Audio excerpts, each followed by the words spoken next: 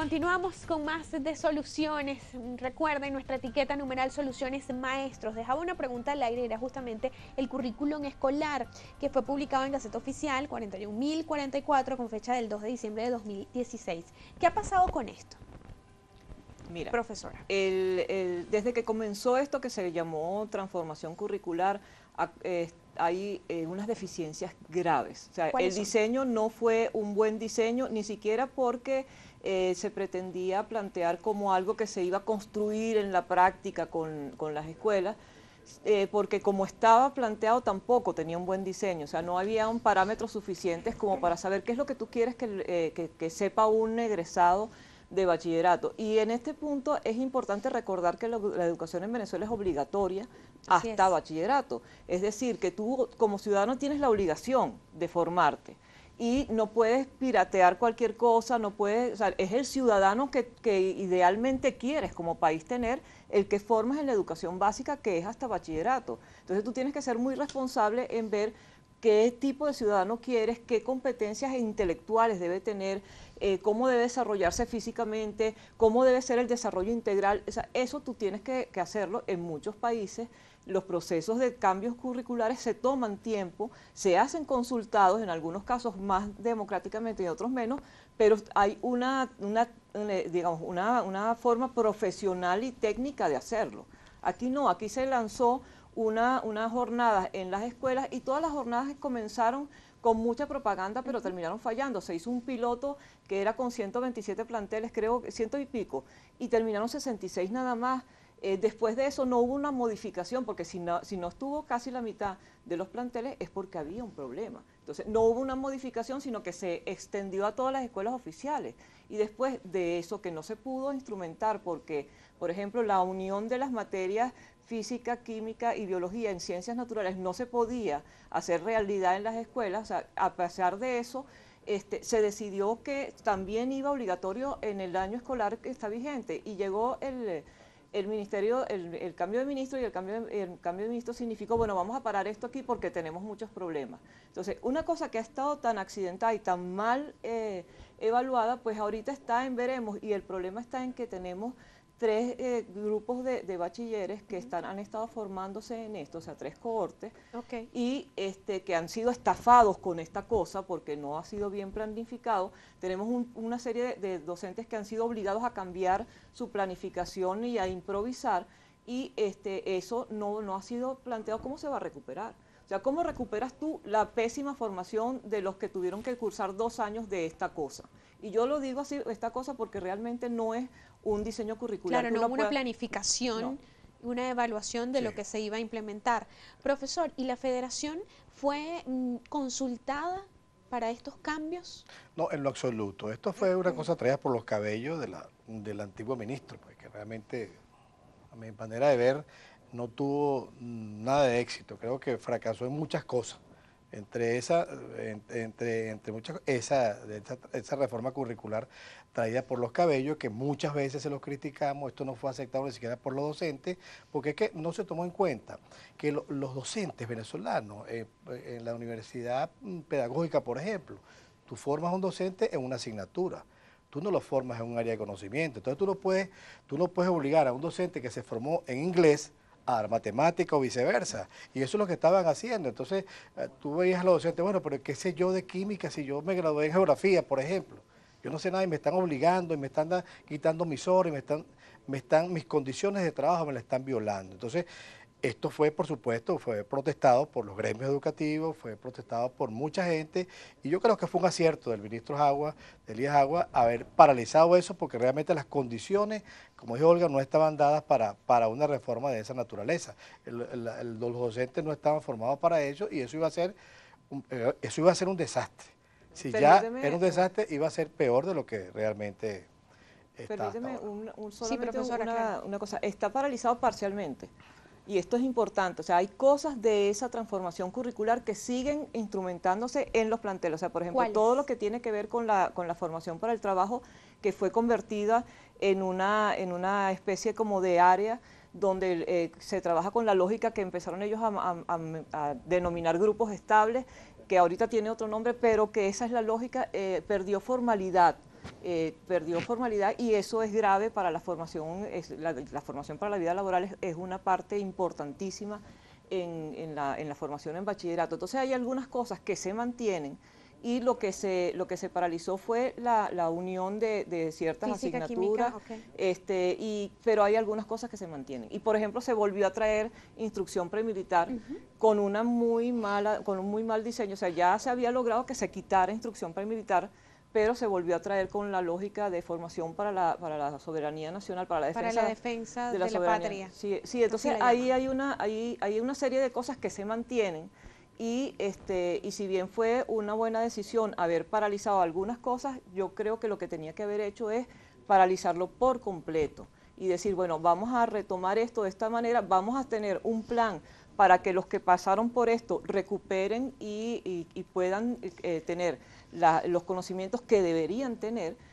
y vamos a hacer un proceso para modificar el currículum porque hace falta cambiar el currículum. Nuestro currículum previo era del 69, o sea, hace falta cambiarlo, claro, pero tú tienes que hacerlo con una programación seria.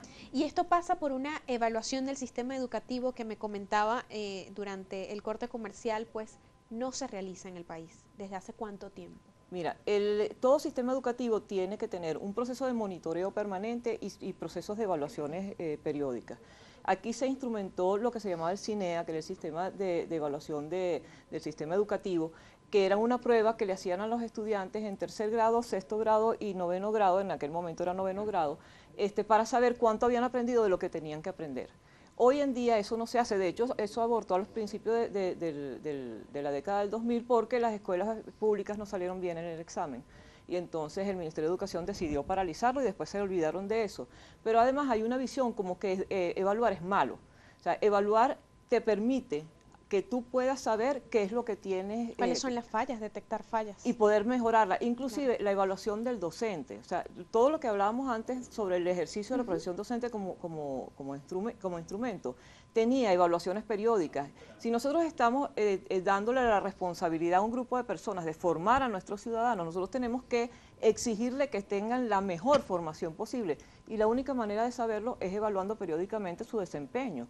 No hablemos aquí de la lógica punitiva, o sea, eso no se trata de eso, se trata de que tú puedas evaluar para poder mejorar permanentemente el desempeño del sistema educativo. Yo soy docente en la universidad y a mí me alegra cada vez que mis estudiantes me evalúan y forma parte de mi dinámica en clase preguntarles a ellos cómo les fue en la clase, qué es lo que yo puedo mejorar.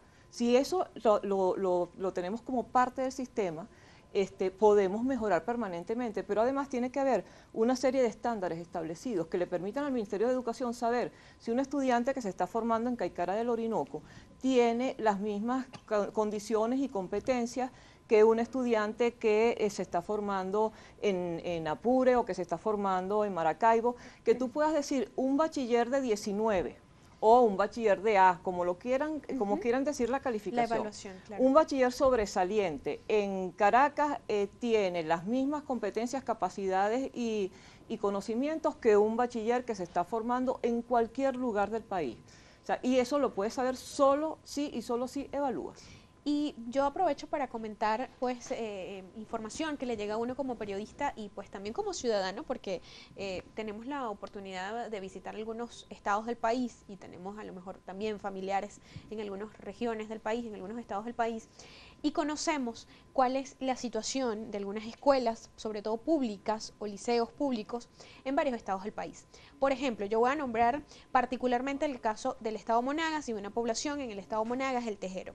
Hay una escuela y varios liceos de bachillerato donde no cuentan con profesores, por ejemplo física o por ejemplo inglés o química, y hay un grupo de estudiantes que estarían ya a punto de graduarse, quinto año, ya a punto de entrar a una universidad o aspirando a una universidad y no tienen el conocimiento de materia como inglés o una materia como matemática o como física. Ustedes desde la Federación de Maestros, profesor Alzuru, tienen a lo mejor un balance de cómo está esta situación en los estados. Sí, fíjate lo siguiente. Te decía en el anterior segmento que realmente es una preocupación que tenemos todos los gremios educativos, de todo el sector educativo, porque es que nos estamos quedando sin docentes. ante esta situación, cuando se hizo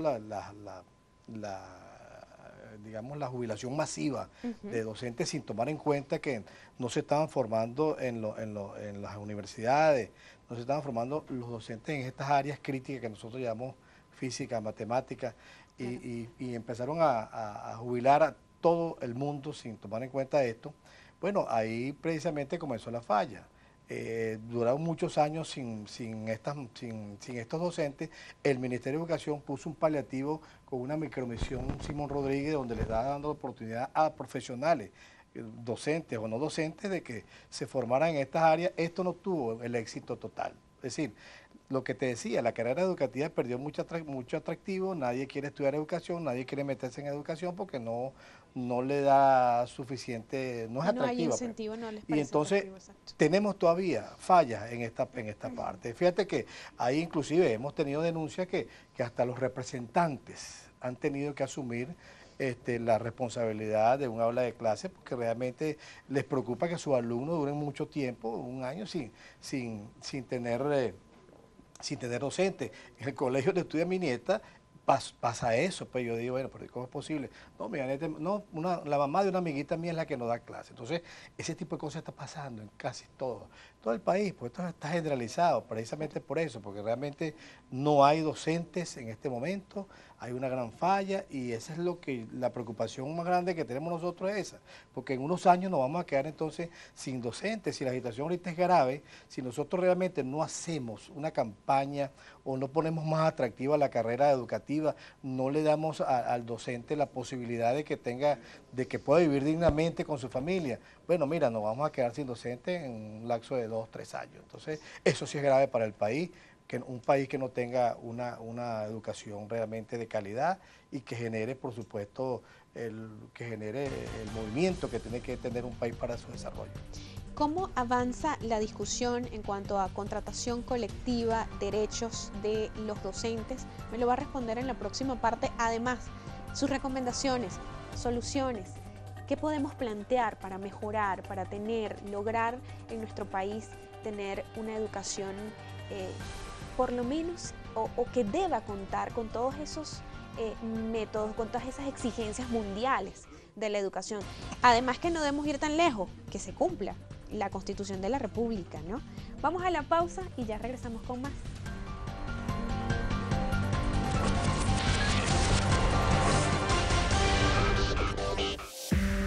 Usted está viendo Soluciones.